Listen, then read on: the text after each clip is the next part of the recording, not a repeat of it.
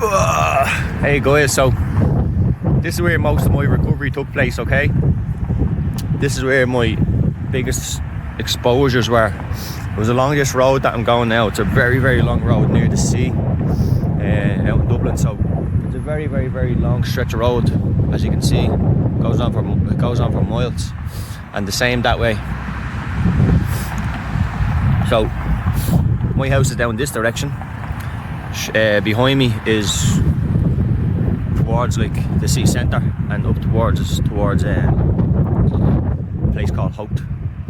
So this was where I guess I mastered my fear of panic attacks, because along this stretch of road I feared for years because I felt like I was out of my comfort zone. So every time I stood out every single morning to go along this road, sometimes I got halfway and I turned back, and then the next day I had to go a little bit further. I just kept going and going because I just got sick of it. I was 10 years in this crap, and along this road was where I basically got recovered. I found recovery along these roads because this road was big enough to cause me so much panic. You know, you have to test yourself along with these exposures as well. And it was flooding to an extent. But it wasn't major flooding, like jumping on a plane straight away. So that I eased my body into it, I eased my mind into it, and that was the key for me. You know, these were 15 kilometres from home, 10 kilometres from home, 5 kilometres from home. I accumulated so many of these distances when I started off, not even being able to accumulate one kilometre. So you can only imagine then, you know, how the brain was rewiring all the time. Every single day I would go out, even if I had to run 2 kilometres. I'd do 2 kilometres on a Monday, 3 kilometres the next day, decide to push myself on a 10k. The next day would be a Thursday, I'd do a 3k. I'd work on it like that, but I'd always go along this road. And eventually then, going along this road would then lead me miles down this road where I hadn't been in many years. Would be down this road in towards the city centre that I avoided for 5 years. I wouldn't go in on a bus, I wouldn't go in on a train. Yet here I was along this road in the city centre, sitting down having a coffee, and because I poured my adrenaline through the jog and went through all those fears on the way in, I would then decide to get a bus back or get a train back. All these things that my brain once feared, I was now doing. But I have to bring it down to the jogging, guys. The jogging got my confidence levels back in my ability to cope and my body's health. And that was such a real confidence booster to go through this disorder and overcome it, is gaining that confidence back in your body that my heart is fine. I'm not going to have a stroke or a seizure or a heart attack. You know, if anything was going to happen, it would have happened on these jogs where my heart rate was sky high and panicking and in the middle of nowhere with all these fears. I still got through them every single time. So then if I had any anxiety in my house, I would immediately just use acceptance to say, okay, nothing's going to happen here. I've already experienced so much anxiety and panic out on these exposures, and I swear to God, guys, anxiety was literally a zero for a long time. Like, I'd wake up with just no anxiety, go on the jog. It was a miracle, guys, an absolute miracle. I was crippled by this disorder for 10 years. I would have been petrified to go 3 kilometres from home, to then doing these jogs and get my whole life back. And now, in the past 3 years, obviously, you know my story with moving to Paris, and you know, just it's been incredible, guys. And I wanted to make this video just to give people a glimpse of like what type of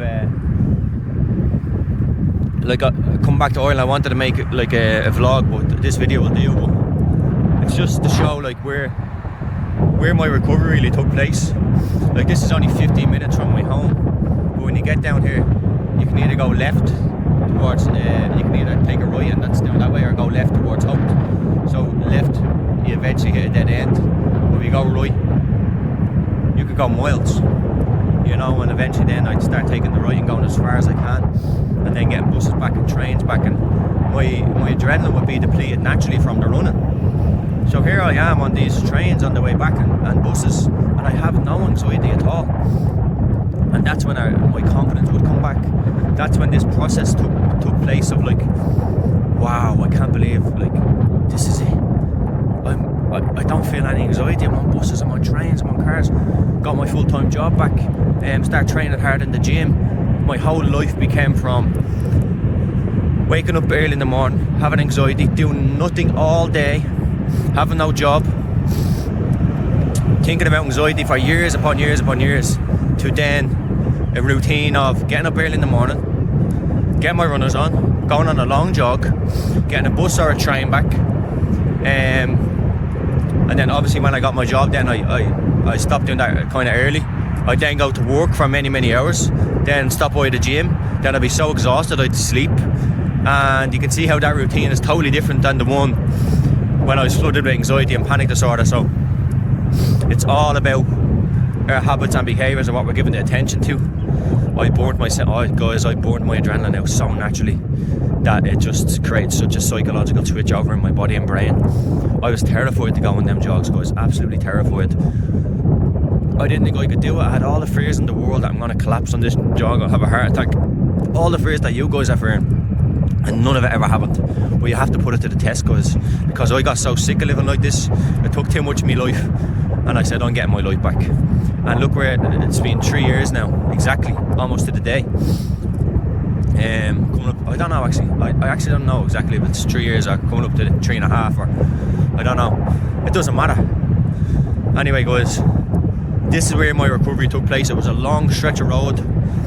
This is great for agoraphobic tendencies, agoraphobia recovery. If you can find a place a bit away from home and start tackling that. A place that isn't too hard for you at the start, but a place that you can start off with, flooding yourself a little bit, and then tackling every day, going back into the fear, and then being able to expand on that, being able to go a bit further. Guys, consistency is the key with this.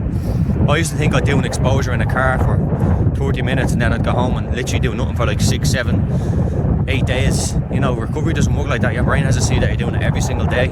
Of course, you can have days where you're taking rest days. That's what I did also. But anyway, guys, listen. The key is here is you have to lose the fear of anxious sensations and anxious. When that happens, then your thoughts don't be as potent, you know. You don't think about these heart attacks and strokes and see as you've already gained the confidence back in your body if you're doing it the correct way, by going in and feeling all these fears and all these thoughts. And this is where basically I got all my recovery back. It was these long runs, and you know, I just can't speak any more highly of how exercise, not just exercise, it was really long distance running, guys. Long distance running was the key for me.